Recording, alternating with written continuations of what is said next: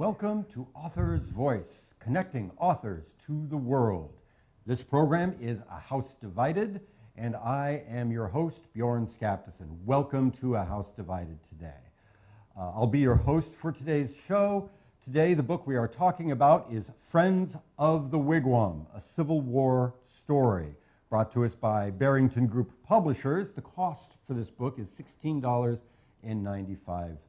And we thank Barrington Group for everything they did to help produce this book and get our author to us today.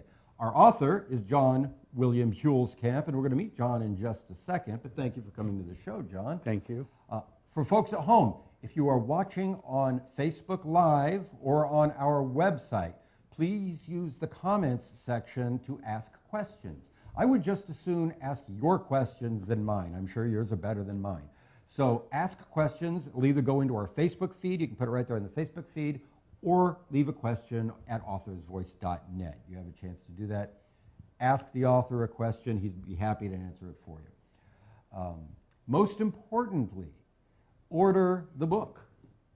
Selling these books is why we're able to have these shows and bring these authors to you. And you get a chance to get signed first editions and build a fine signed first edition library, in this case of a Civil War book.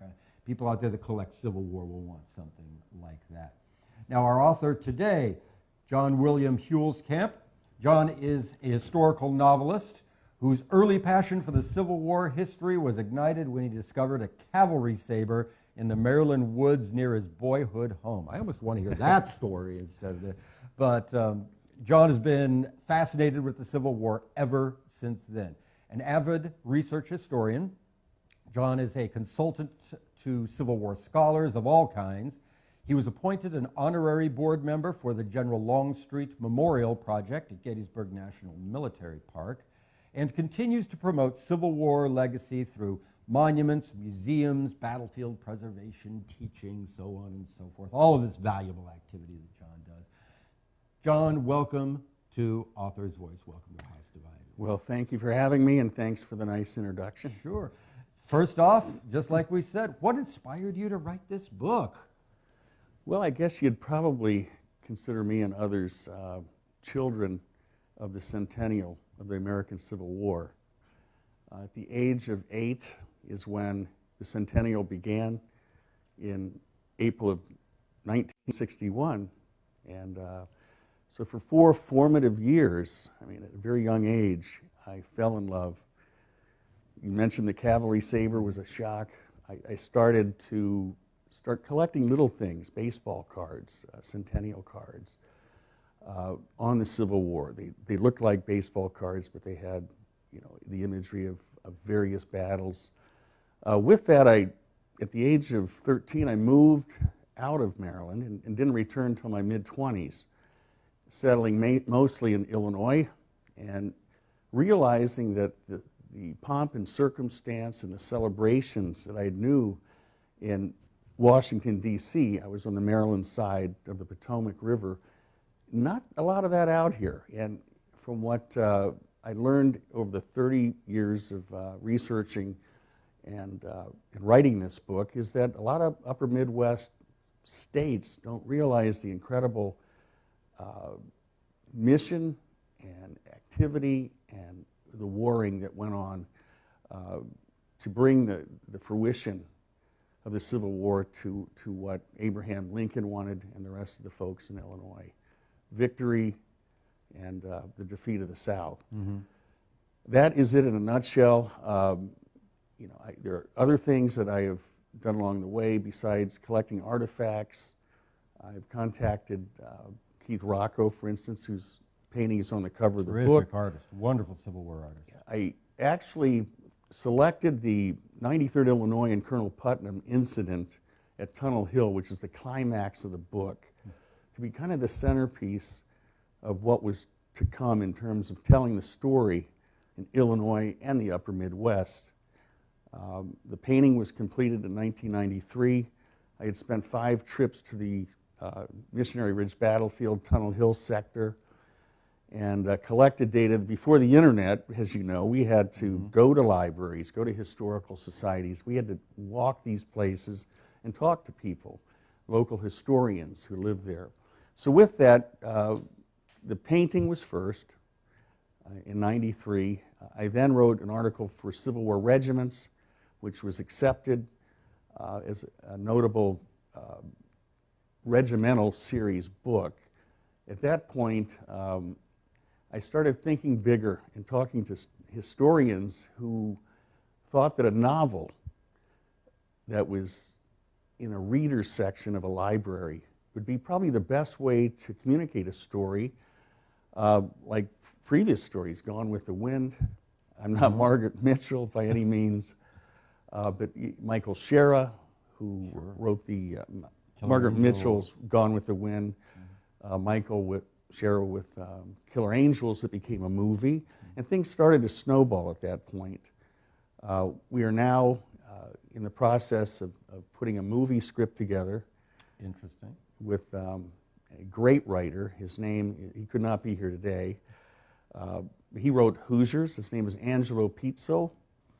And he also did Rudy, very heartfelt movies that many of us have seen. Wonderful and I movies. wanted that type of writer to capture the story of the personages in this book.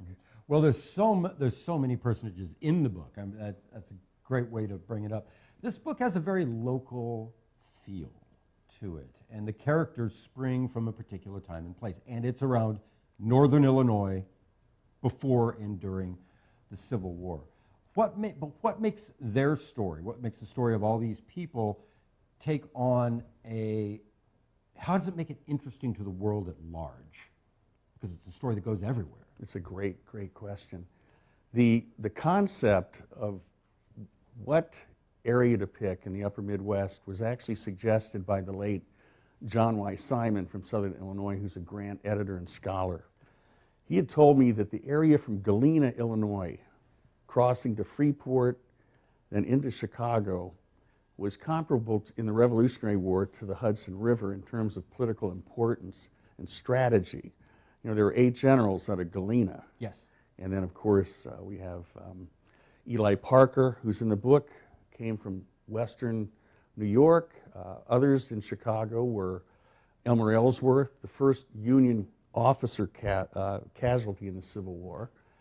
And most importantly, though, we have an individual named Albert D.J. Cashier from Belvedere, which is the Rockford area, who was born in Clogher Head, Ireland in 1843, female biological gender, okay? She masqueraded prior to the Civil War and during the Civil War and after the Civil War, and pulled off some amazing just patriotism. She really by is any one means. of the most compelling Yeah, figures of Illinois, not just your book, but of Illinois history. And also, I think, national history. There are women that enlisted in the Civil War, but there are only 3 that we're aware of that successfully masqueraded, one in your home state, Kansas. But the unique thing about Albert D.J. Cashier, who is the heart and soul of this book, is that she survived under incredible circumstances, 42 skirmishes, but the major battles, pretty much unknown to many Americans in detail, are Vicksburg, Nashville, and Franklin. All Civil War historians know that those were brutal battles. To go through one of them is remarkable. Vicksburg being compared a lot to Gettysburg, right? But Nashville as well.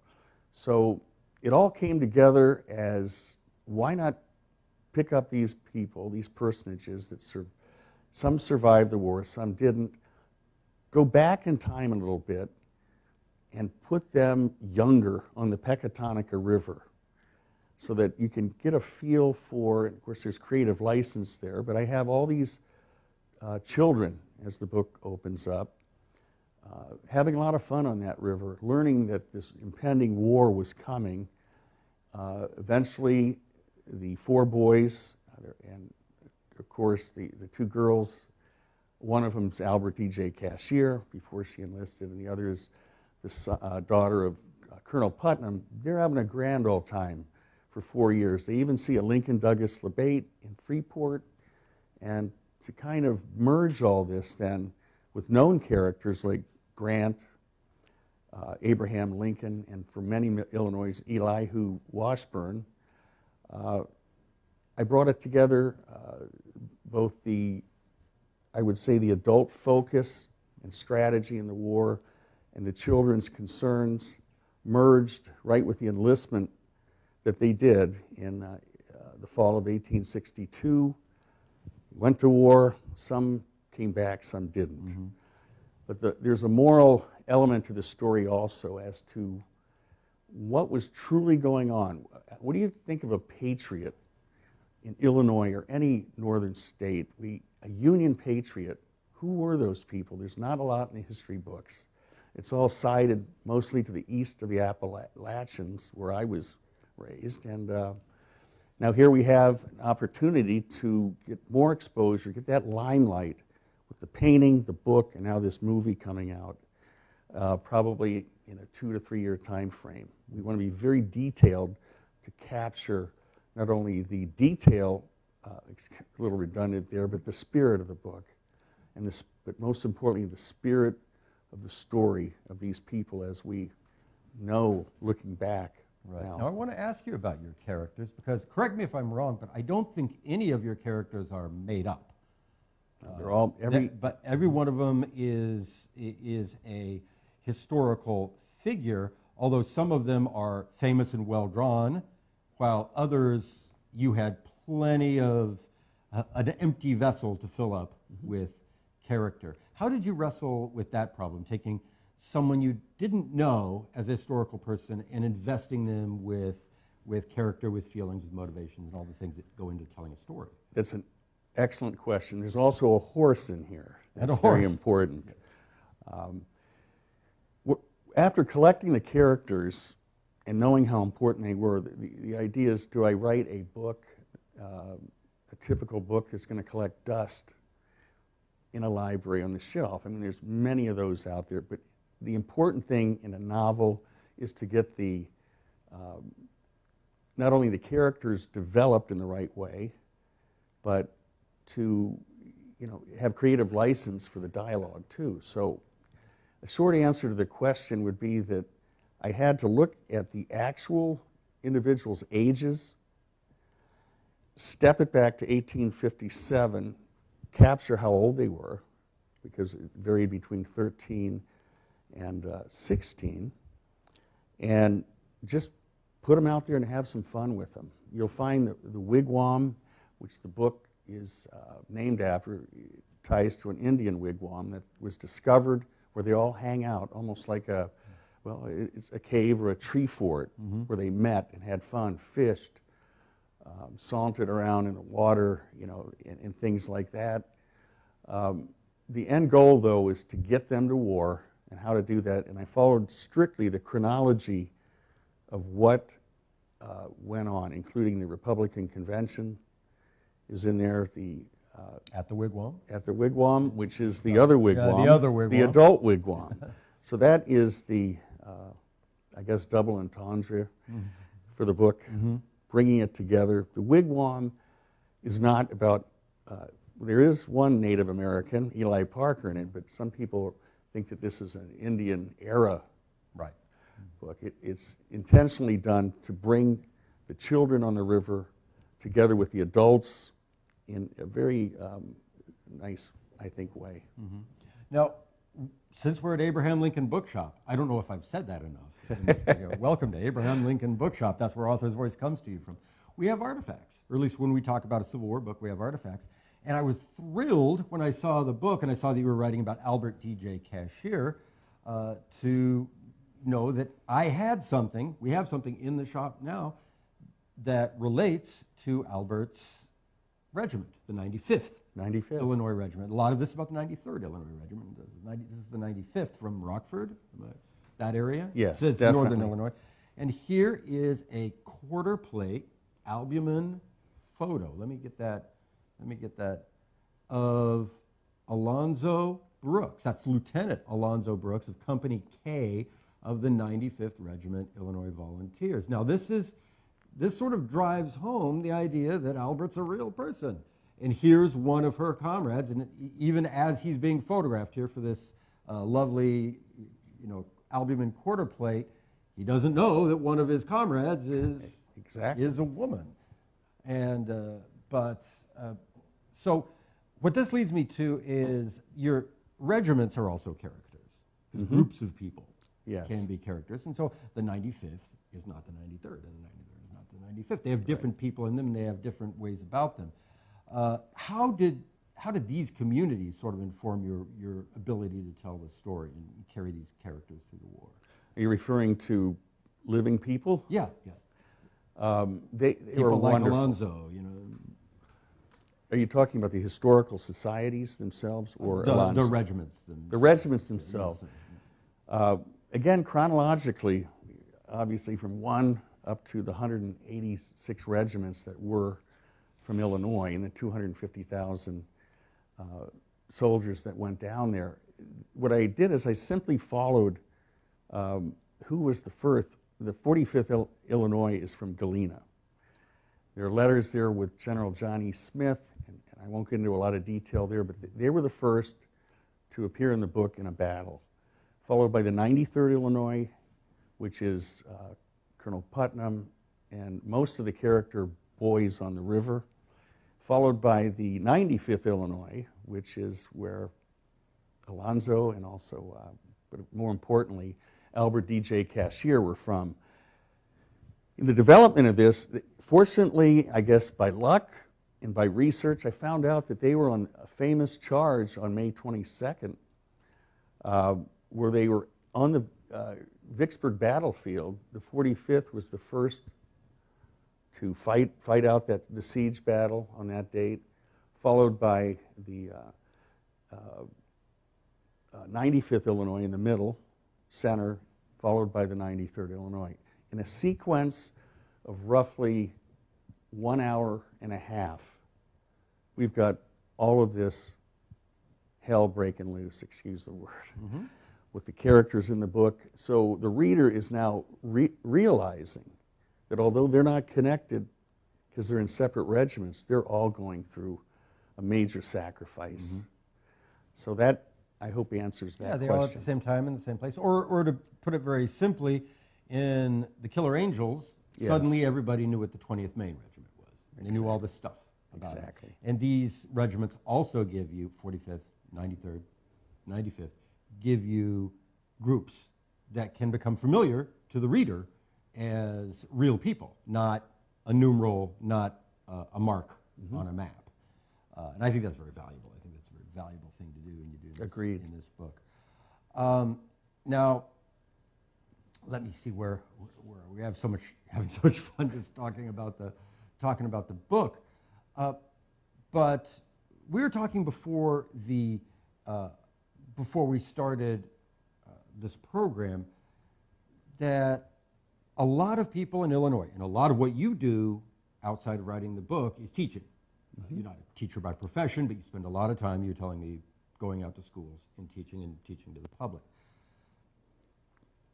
And it is probably true, present company excluded, and probably present company, the people that are bothering to watch this excluded, but it's probably true that generally speaking, people in Illinois, people in northern Illinois, don't know enough about the Civil War history of their region. And you told me some very interesting ideas you had about why you thought that this might be so. Can you share some of that with us? Sure. There's, from what I gather, and speaking with other historians of note, it's really three things. Okay, first of all, Illinois was incorporated in 1818. That means that those soldiers that were on the average age of 20, okay, this was the first generation of Illinois citizens, that men mostly, that ended up going to war as a first generation of each state. You look at New England, for instance, goes back well over 200 years. So there's a history there going back multiple wars. This was actually the first major war, if you exclude the Black Hawk War, where nothing was really fought. But people don't realize that this occurred because there are not a lot of battlefield dead. You know, Gardner, in terms of pictures, Gardner and Brady took many pictures of Antietam and Gettysburg. So the first thing, I think pictorially, the reason is that there are no pictures in history books going back of battlefield dead in the West. Everyone identifies, as I did, until I did more research, that the biggest battles were in the East. They were on both sides of the Appalachians. So the first thing is photography. The second thing is the Homestead Act. I mentioned earlier the young soldiers, okay, coming back from war. The Homestead Act of 1862 was passed, which gave 160 acres of land to any citizen, okay, that did not fight against the United States of America. Even women could qualify for that. So my ancestor, one of my great-great-grandfathers, took it up. At the end of the war, he got 160 acres in Nebraska. So many of these young soldiers said, why should I go back and work on Dad's farm or Mom's farm? I'm going to get my own land out west. So with that goes the verbal or oral tradition of history out there. It's more dispersed over Kansas territory, Nebraska, Oklahoma, and all that. So you got I think the battlefield, no battlefield photography out here to show the horrors of what was going on west of the Appalachians, Nashville, Franklin, Vicksburg, the rest. Thirdly, I call it the old Eastern Press, which we're familiar with. Do people read the New York Times or the Chicago Sun-Times or the Chicago Tribune more? Who does America lean to in general is typically the Eastern Press. Washington Post, all the way up the line to the Boston Globe. That being the case, no doubt, right after the war, all the articles perhaps were sided to the Eastern campaigns, Robert E. Lee included for the South, leaving the Western armies with not a lot of coverage on the print side, not a lot of recognition. You probably know that the vast majority of children's books historically have come out of the East Coast, even the North Carolina press, not the Illinois press.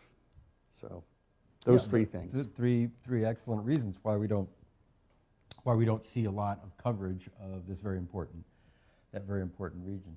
Now, one of the best things I like about this book is you can tell that you're a collector by reading this book. This book is filled with primary source references, and not just references, you give us pictures of some of your sources. You give us quoting fully from some of the battle orders and things like that. Some of the primary sources that you had access to. The primary sources seem to drive along the story. If we're going to hear the story of General John E. Smith, we see a letter that he wrote, an order that was given him that drives the story on to the next step. How do you use, tell us a little bit how you wanted to use, or why you wanted to use these primary sources, the same thing you would use in a scholarly history, you stuck them in the middle of your story to drive that along. I think that's a brilliant idea. Well, it wasn't mine. Guess who it was? Somebody you know very well in this building. Oh, yeah? Dan Weinberg, the owner of Abraham Lincoln Bookshop in Chicago. I told him that I had the good fortune of meeting an individual named Kirby Smith, who's the great-grandson of John E. Smith, who has the major collection that will probably end up in a museum someday of letters to and from Grant from John E. Smith, but mostly the letters that went to his wife, Amy, were so heartfelt that I figured, well, let's put these in. And I'll just write. Private collection, right? Private collection. This is the first time you've seen these letters. It's the first time ever published. I decided to write the story around the letter as well. So you'd have John E. Smith late at night in his tent, pulling out a pen, and then bam, you have the the actual letter that he did write on that specific day down in that Mississippi swamp or whatever it was. But to validate that, I decided to put at the end of each chapter a photograph of it to show that it's the real deal. So my goal here is to get people to research these things even deeper, to kind of pick something out of the book that you like, whether it's an artifact, a letter, and find out who these people were and what they did. There are many, many of these letters in collections across America, and quite frankly, the 93rd Illinois Diary, or the regimental history, came from a diary down in Princeton, where I used some of that too, accessible at most of these small historical societies across America, I mean, across Illinois. Yeah. Well, I think it was I think it was an inspired choice on your part to listen to the advice of Dan Weinberg, because it really does some great things for the way that this book is told. Now, something that you mentioned right at the top is this project started simply with a project with you and the great painter Keith Rocco to get a painting of this dramatic scene. And it is the scene that shows up on the cover of the book. And I think we've seen the cover of the book before, but there it is. There's Colonel Putnam. There's Colonel Putnam going up the hill at Missionary Ridge. And the folks at home can see a close-up of Keith Rocco's painting, which is the cover of the book. You're a collector. And so you've brought some artifacts with us today. You brought some artifacts that you can share with us today, both of which contributed materially to the creation of this remarkable painting that Keith did in 1993. So can you tell us about a couple of these pieces? Let's start with the collection of cartes de visite. Do you want me to hold it like this? Yeah, well, let's find a camera to look at it, and I'll get this book out of your way.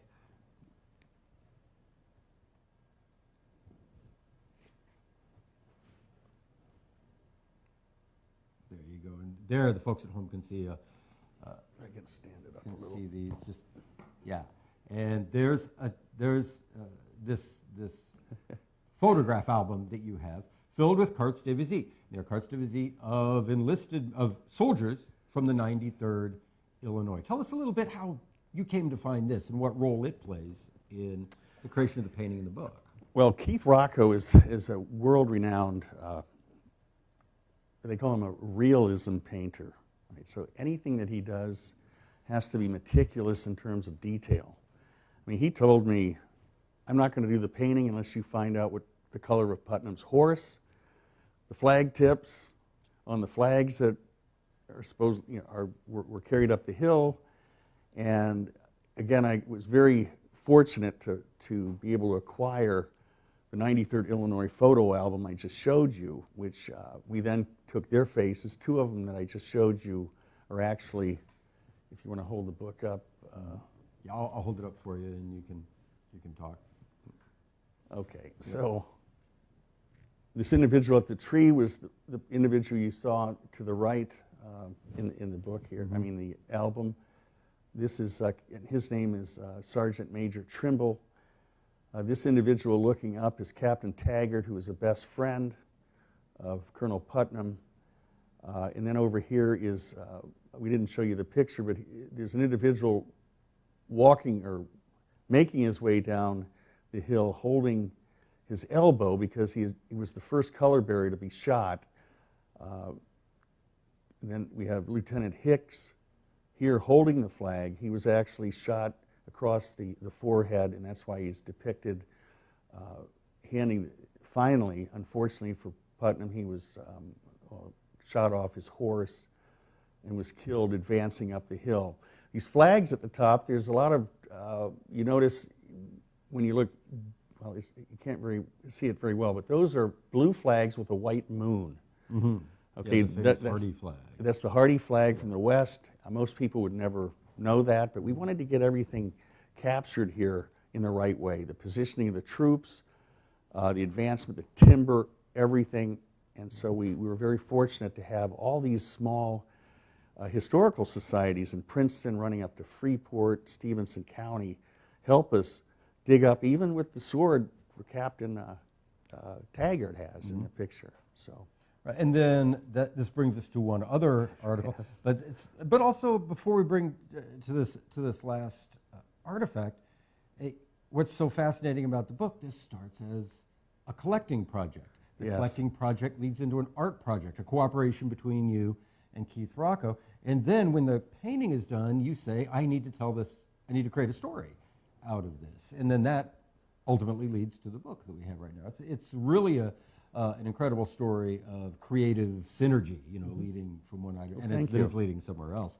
Well, I'm going to ask you about that in a minute, but let's look at the piece de la resistance, if that's what we Well, want to call it. since you know Loomis better than I do with our John Mason discussion here, I Loomis. want you to introduce him. Oh, Okay. well, thank you very much. Well, here we have field glasses, right? Binocular field glasses, and John found these years ago on the market, and it says on them John Mason Loomis of the 26th Illinois Regiment. Now, John Mason Loomis was the colonel of the 26th Illinois Regiment, also a brigade commander in Sherman's army, and the commander of the brigade to which belonged Colonel Holden Putnam's 93rd Illinois Regiment at the Battle of Missionary Ridge, the Battle of Tunnel Hill, as part of the Battle of Missionary Ridge. Colonel Loomis, as you will find in the book, dramatized in the book, makes let's call it an ill-considered order to send this regiment up the hill with very little support, and just to try to take this fiery crest of Missionary Ridge, and the 93rd Illinois Regiment is cut to pieces, and Colonel Holden Putnam shot off his horse and killed. And what we were talking about today, the whole thing, you showed us that whole scene was watched by Colonel Loomis through these glasses. Through these glasses that sat next to you while you were writing the story. And indeed, as we discussed earlier, the point of view of Keith's painting, of Keith Rocco's painting, is exactly what Loomis would have been seeing if you looked through these glasses to watch that regiment go up that flaming crest and watch those men get shot down. With 21st century eyes. With 21st century eyes. This is what an artifact can do for you. This is what an artifact can open up in your mind, a piece of historical artifact. That's what I think as a dealer of this stuff. Now you tell me what you think about your amazing field glasses from Colonel John Mason Loomis. Well, you covered it all. He, in the book, is an arch, not enemy of Has to be an Putnam. antagonist. In He's every an book. antagonist. There has to be an antagonist. Yeah, and makes the decision not only to send Putnam up the hill, but some Pennsylvania regiments that were stranded up there first. That was the initial problem. Putnam came for the rescue and then went to his demise. But the late Wiley Sword, you know him. Oh yeah, was great a author. good friend of mine, and gave me a lot of mentorship, coaching. He told me that an artifact is a window in time, a window in time, and we are the curators of that window in time. And so it really struck me 25 years ago to the core when he said that. And so collecting artifacts is something where most collectors are not hoarding stuff. They want the word to get out on what these things do. And of course, the Abraham Lincoln bookstore here has been around the longest that I know, doing 85 that years. extremely well. So in a nutshell, when I talked to you today about this, I thought it was kind of interesting that when we looked over and you asked me, well, this is exactly what Loomis was looking at, correct? And I said, in 21st century eyes. So that is it. Remarkable. Yeah, really great pieces, really great pieces. Now, we're not going to talk too much more about the book because it's a novel and you need to buy it and read it to get the story. But we know, you've told us that Albert D.J. Cashier plays a major role in it. Elmer Ellsworth is very important in this. And our friend Mr. Lincoln shows up and we get to visit some of the debates and all sorts of stuff like that happen. It creates a really rich pageant that the fictional story tells you through, and that's why you need to buy the book. John will sign it. We'll ship it out to you at home. But departing from the book, fill us in on something you hinted at a little bit before.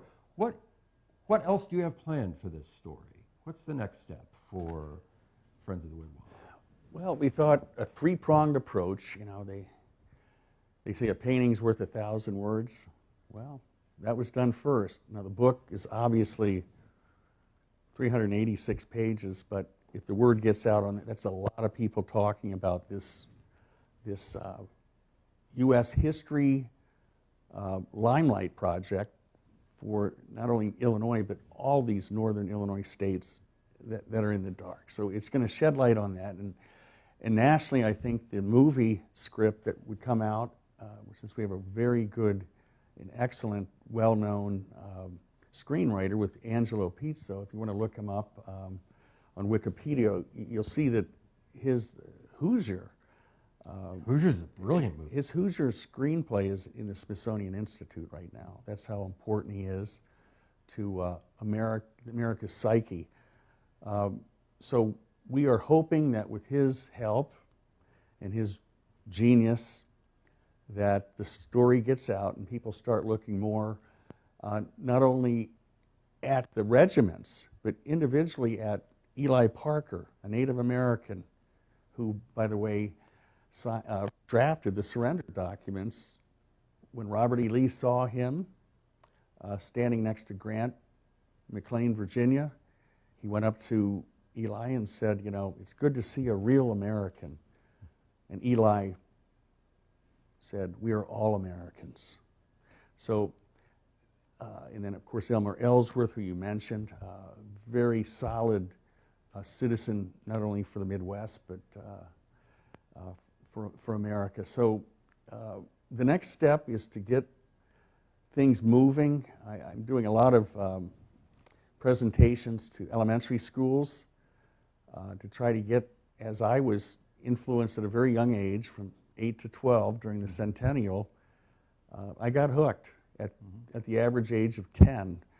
So the next project we also have coming out with Dwight John Zimmerman, who is a famous author of children's books. He's in the process of writing the 10-year-old young adult version of this, which would exclude the chapters that are too technical, we feel, but also including pictorials and having a nice bigger book to get out there. All right. In that case, then your field glasses can be the saber in the woods for the next kid. Absolutely. They get to see it and they get to hold it when you bring it to one of the schools. Well, John, thank you much. Thank you so much for coming down here and talking about Friends of the Wigwam. I need to do a little business here with the folks at home and tell them about what's coming up on Author's Voice. Well, thank you, and I'm honored to be here. We'll be back here in just a second. But coming up on Author's Voice, the next show in the pipeline is an episode of Stranger Than Fiction. It's our nonfiction show. Host Dan Weinberg welcomes author and New Yorker cartoonist Ken Krimstein to take your questions about Krimstein's new graphic novel, The Three Escapes of Hannah Arendt. This is a brilliant book. And that's coming up on September 25th at 3 p.m. The story of The Three Escapes of Hannah Arendt as a graphic novel. After that, Lit with Love. Our host, Sonali Dave, welcomes author and producer Suzanne Brockman to discuss her new book and film, Out of Body. They are joined by the two lead actors in that film, all in town to attend the Reeling Film Festival. The Reeling Film Festival. So submit your questions for that show. That's Wednesday, September 26th at 2 p.m. Lit with Love. Ask a question, order signed books at authorsvoice.net. If you're watching this recorded after the live event, there will still be signed copies of Friends of the Wigwam available for you. You can buy it and we will ship it out to you. And if you're watching this on YouTube after the broadcast, of course, like I said before, you can still order those signed books. So we're reaching the end of our time, and for this broadcast, we've been talking about Friends of the Wigwam, a Civil War story. Comes to us from Barrington Group Publishers. The cost is $16.95. It's paperback and comes from the pen of John Huelskamp. And so thank you, John, and thank you, everybody at home, and we'll see you next time on Author's Voice. Thanks.